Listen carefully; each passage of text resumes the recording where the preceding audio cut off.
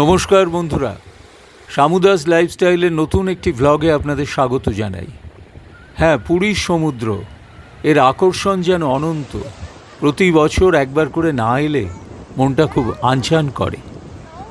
24শে June Vande Bharat এক্সপ্রেসে ভোরবেলায় আমরা কয়েকজন ক্লোজ রিলেটিভস রওনা হলাম পুরীর উদ্দেশ্যে।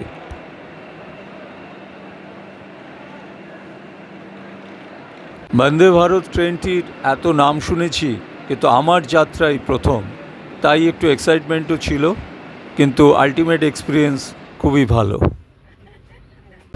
ভোর 6:10 একদম সঠিক সময় ট্রেনটি ছেড়ে দিল।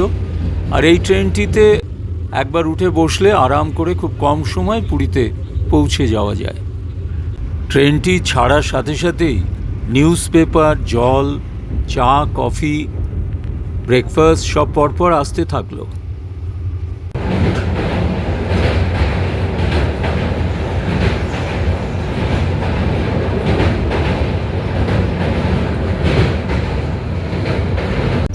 সকালবেলাকার এই বন্দে ভারত এক্সপ্রেসে চড়ে বসলে এই রকম বড় বড় জানলা দিয়ে বাইরের সুন্দর সুন্দর সমস্ত দৃশ্য খুব সুন্দরভাবে উপভোগ করা যায়। এই তো দেখতে দেখতেই আবার টমেটো স্যুপ এসে হাজির। বেশ লাগছিল কিন্তু স্যুপটা খেতে।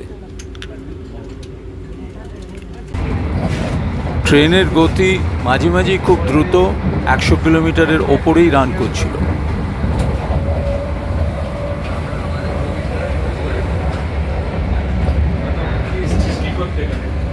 এইভাবেই নির্দিষ্ট সময় মানে 12:50 নাগাদ পুরী এসে পৌঁছলাম।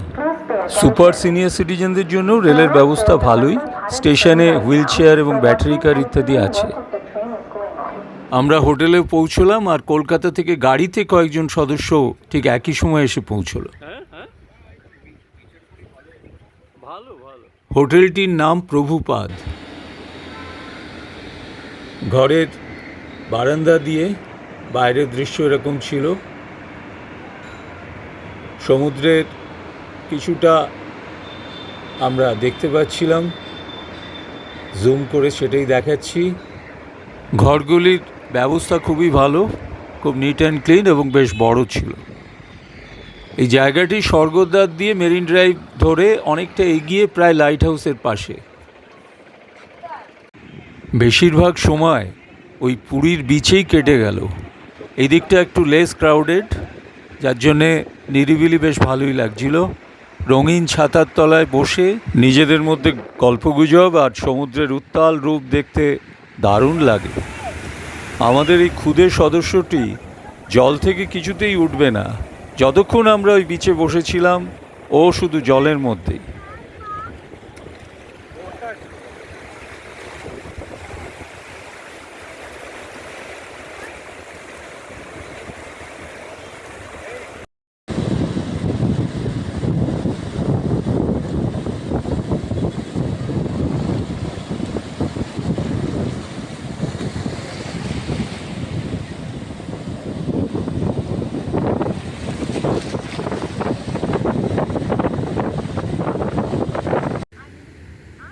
সবাই তখন একে একে জলে নেমে পড়েছে, তাই চেয়ারগুলো ফাঁকা।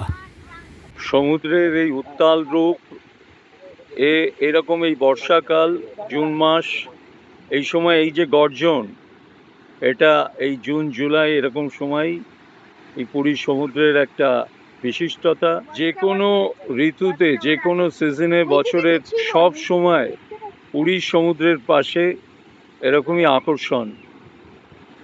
চুপ করে বসে সমুদ্রের দিকে তাকিয়ে ঢেউয়ের গর্জন শোনা, আর ঢেউয়ের পর ঢেউ ভেঙে চলেছে, এক অনন্ত আকর্ষণ, যা সেই ছোটবেলা থেকে যতবার পুরীতে আসি ততবারই দেখি, কিন্তু কোনো সময় পুরনো হয় না। সব সময় মনে হয় এই তো প্রথম এলাম, এই তো প্রথম দেখছি। এক অদ্ভুত আকর্ষণ।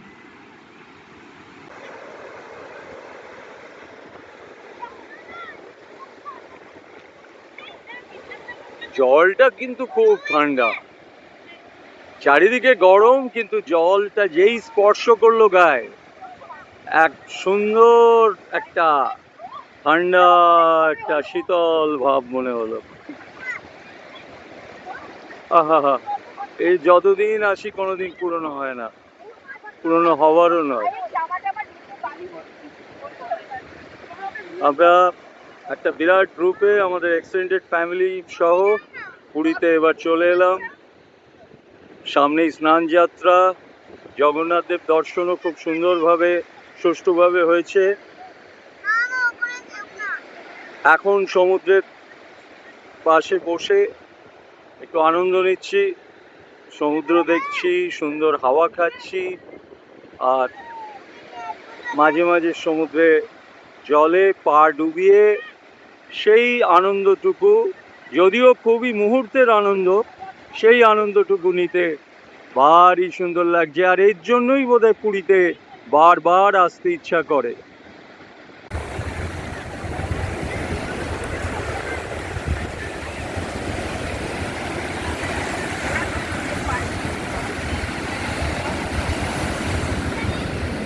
ওই যে সে চিরাচরিত বাঁক কাঁধে মিষ্টি এবং সিঙ্গাড়া নিয়ে আসছে।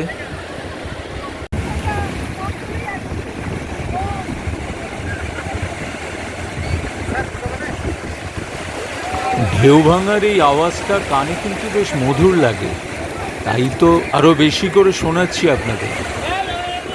আমাদের হোটেলটা ছিল মেরিন ড্রাইভে একদম লাইট হাউসের পাশে। এই দিকটা একটু নিরিবিলি, মানে কম ক্রাউডেড বলা যেতে পারে।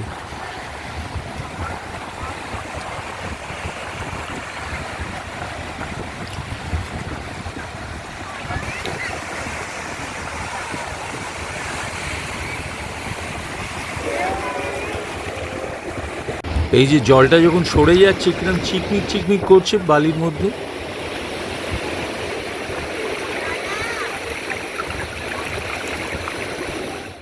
পুরীতে সপ্তপদী রেস্টুরেন্টের একটা ব্রাঞ্চ তৈরি হয়েছে, যেখানে আমার জন্মদিন সেলিব্রেশন হলো।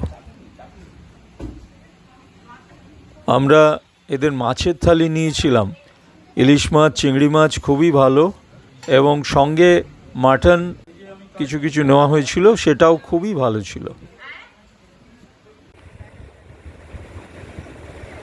আমাদের সঙ্গে একটি ক্ষুদে সদস্য ছিল, সে তো সমুদ্রের পাড়ে এলে জল থেকে কিছুতেই উঠবে না, আর সবাই তাকে ঘিরে রেখেছে। আর তার কীর্তিকলাপ দেখতে দেখতেই সময় 1 থেকে 2 থেকে 3 ঘন্টা কোথা থেকে কাভার হয়ে যাচ্ছে।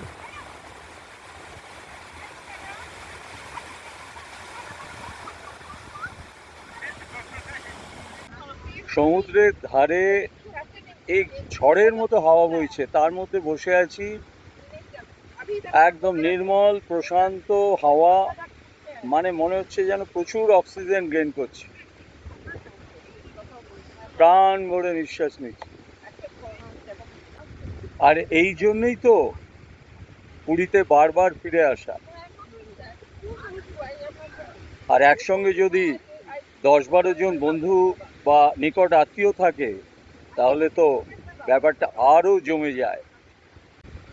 এখানে ভালো ভালো খাবার জায়গা হয়েছে, সুতরাং যারা হোটেলে খাবেন না তারা বিভিন্ন অপশান আছে, বাঙালি, চাইনিজ, কন্টিনেন্টাল, এখানে নানান রকম খাবারের অপশান হয়েছে। সুতরাং গিয়ে খেতেও পারেন, অথবা হোটেলেও খেতে পারেন, যা ইচ্ছা। কিন্তু পুরীর কোয়ালিটি অনেক বেটার হয়েছে, বাট আমি বলবো সব কিছুরই প্রচুর দাম বেড়ে গেছে, আর প্রচুর ভক্তের ভিড়। জগন্নাথ মন্দিরে হাজারে হাজারে লাখে লাখে লোক হচ্ছে প্রতিদিন। তো এই ব্যাপারটা ছোটবেলা থেকে আসছি, তো ক্রমশ ক্রমশ গ্রাফ যেন উপরের দিকে উঠছে। সুতরাং পুরীর ট্যুরিজম বাড়ছে। এখন প্রশাসনের দায়িত্ব কিভাবে এই ভিড় সামলায়, কিভাবে সমস্ত কিছু একটা কন্ট্রোলের মধ্যে রেখে পুরীর সেই গৌরব যেন অক্ষুণ্ণ থাকে, আর পুরীর গৌরব যেন ক্ষুণ্ণ না হয়। বারবার যেন সবাই এই সমুদ্র এবং এই জগন্নাথ ধামে বারবার ফিরে ফিরে আসে। এই রেস্টুরেন্টও একদিন আমরা এক্সপ্লোর করলাম। এখানে বাঙালি, চাইনিজ, ইন্ডিয়ান সবই পাওয়া যায়।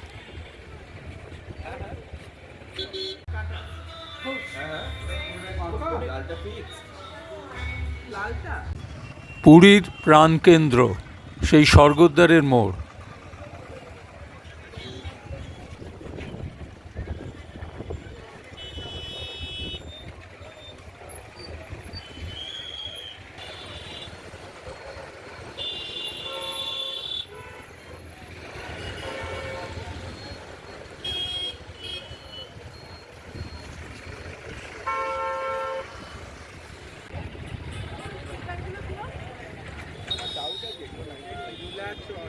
এভাবেই 4 রাত সকলে মিলে হুশ করে কেটে গেল।